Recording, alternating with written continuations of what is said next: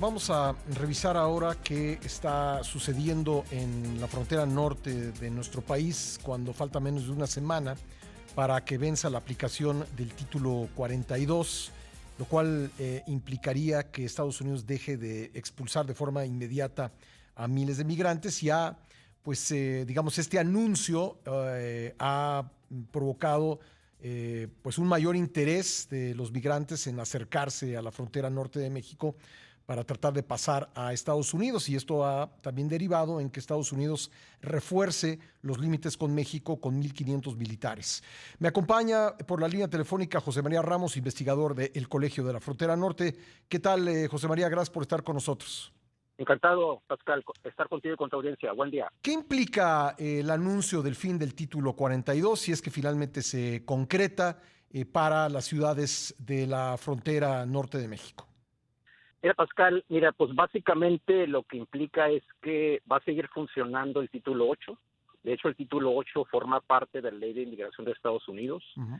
Es parte de la legislación a partir de la cual, pues, en su momento, incluso a la fecha, se han deportado, por ejemplo, en estos últimos 5 meses de actual año fiscal de 2023, cerca de aproximadamente 636,000, es decir, casi el 60% del total de deportados por Estados Unidos han sido no por el título 42, sino por el título 8, Uh-huh. con lo cual una de las limitaciones que van a tener las comunidades migrantes que se desconoce es que si los logran expulsar y o deportar por el título 8, pueden ser sujetos a una sanción, por lo cual no van a poder aplicar algunas de las diferentes opciones de visas humanitarias.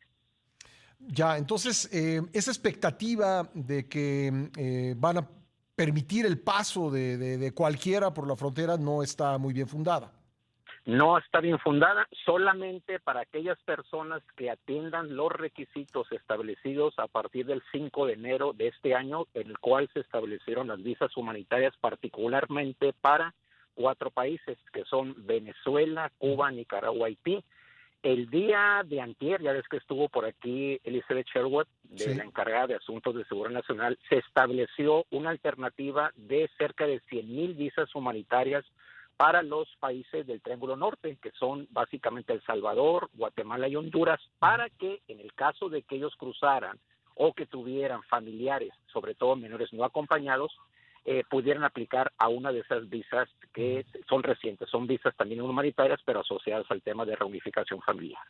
Y a pesar de que esta información que nos comentas pues es muy específica y, digamos, aterriza muy bien lo que va a suceder en los próximos días, ¿va esto a frenar posibles oleadas migrantes hacia la frontera que, pues, con la expectativa de que las cosas ocurran de otra manera?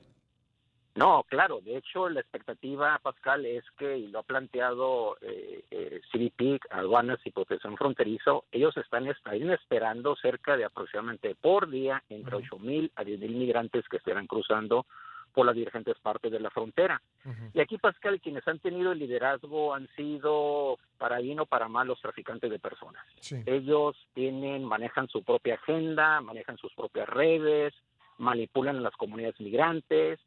Y bueno, en la medida que existen enormes incentivos para que estas comunidades migrantes lleguen a Estados Unidos, se dan este tipo de situación. Ya, porque me llama mucho la atención lo que dijo el presidente López Obrador hoy por la mañana en Puebla. Dice que ellos no esperan, que el gobierno mexicano no espera un aumento del flujo migratorio en los próximos días. No sé en qué funda el presidente esa expectativa, José María.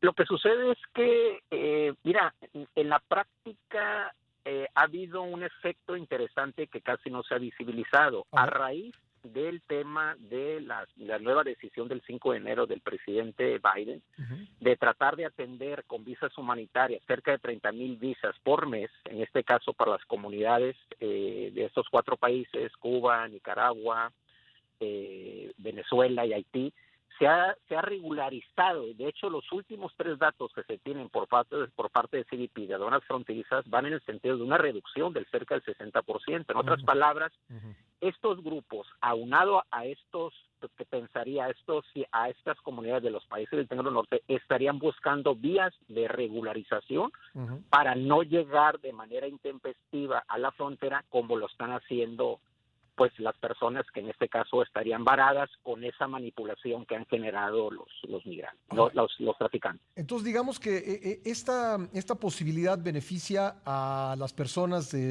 primero de los 4 países que nos mencionaste, que Así es. son Nicaragua, Venezuela, Cuba y Haití, y luego a los del Triángulo Norte, que son Guatemala, El Salvador y Honduras. Pero ¿qué pasa, por ejemplo, con la migración ecuatoriana o de otras partes del mundo que pues también intentan llegar a Estados Unidos? Sí, de hecho esa es la parte que se ha criticado de la política de Estados Unidos, que está haciendo un proceso de exclusión.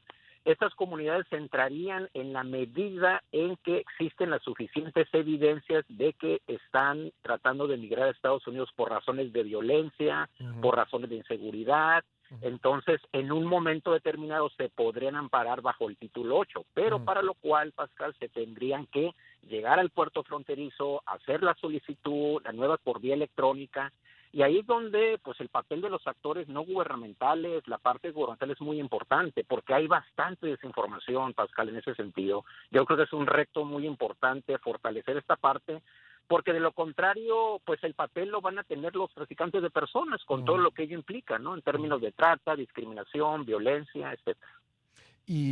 Pues la presión sobre las ciudades fronterizas, ciudades como Matamoros, como Ciudad Juárez y otras de la frontera norte van a tener también el problema pues de dónde alojar y con qué pagar los alimentos, los servicios, la atención a esos migrantes. Así es. Y simplemente el dato, Pascal, mira, en estos últimos 5 meses de este nuevo fiscal de Estados Unidos que va de octubre del año pasado a marzo de este año, el cruce de Ciudad Juárez El Paso ha recibido, bueno, de deportados cerca de 265,000 personas detenidas por aduanas fronterizas. Aquí Ujú, lo interesante es que hay 2 puntos, Pascal, que este dato refleja 2, 3, hasta 5 intentos por tratar de llegar a Estados Unidos. Es ujú, decir, son tal los incentivos para ir al vecino país que son ese tipo de situaciones.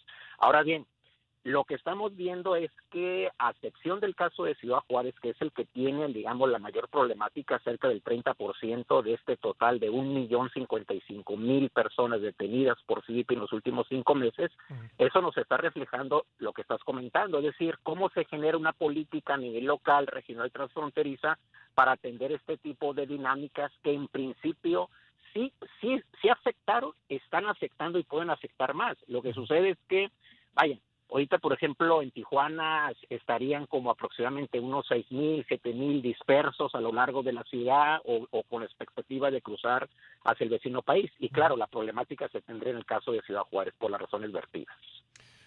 Pues habrá que estar pendientes, ¿no? ¿Qué hay del despliegue de los militares del lado estadounidense? ¿Ya comenzó? Sí, pues de hecho ya teníamos, Pascal, ya había cerca de 2,500 de estos de la Guardia Nacional, estos eran de reserva, están Ujú, apoyando en labores, digamos, de apoyo. Algo muy importante, Pascal, es que estos militares no pueden detener a migrantes. mm. Ahí hay una serie de restricciones legales que no pueden detenerlos. ¿Qué pueden Lo hacer que sucede, entonces? pues en el caso de estos 1,500 que son también de la Guardia Nacional, pero en activo, van a apoyar labores administrativas, es Mm, decir, de apoyos, de protocolos, y esto es muy importante, Pascal, porque mira, ujú, en este debate estamos dejando que en este día, en esta frontera, tenemos aproximadamente cerca, modesta, 150,000 cruces legales. ujú. Personas que van a trabajar a Estados Unidos, que viven en las fronteras. Entonces, ¿quién procesa esa Claro, dinámica? claro. Es ahí donde estas personas van a apoyar. Mm, Y lo que ha sucedido en algunos momentos es que en la medida en que los agentes, ujú, porque cumplen varias labores, los que ujú, están en el puerto fronterizo tienen que irse a apoyar en el campo, ujú. pero ¿quién va a sustituir a esas personas en tareas administrativas? Sí. Y eso puede afectar, en este caso, este cruce pues al día son cerca de 500,000 cruces Ya. en ambos lados. Pues estaremos atentos, José María, y te agradezco mucho el tiempo que nos has dedicado. Muy amable. Encantado, Pascal. Un abrazo. Hasta pronto. Igualmente, Adiós. gracias. José María Ramos, investigador del El Colegio de la Frontera Norte.